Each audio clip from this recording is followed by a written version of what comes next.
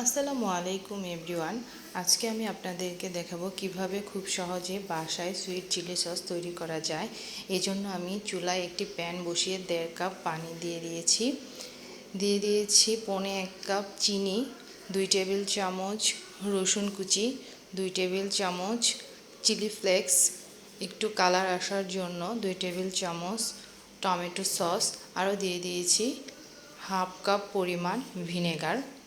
এখন আমি খুব ভালো করে পানিটাকে জাল করে বলক চলে আসলে এখানে দিয়ে দিব কর্নফ্লাওয়ার। আমি আগে 2 টেবিল চামচ কর্নফ্লাওয়ার 2 টেবিল চামচ পানি দিয়ে গুলিয়ে রেখেছিলাম। কর্নফ্লাওয়ার গুলানো পানিটা অল্প অল্প করে দিতে হবে আর নাড়তে হবে, না হলে নিচে দলা পেকে যাবে। কিছুটা সময় সুইট চিলি সসটা রান্না করে নিয়েছি, দেখেন অনেকটা ঘন হয়ে গিয়েছে।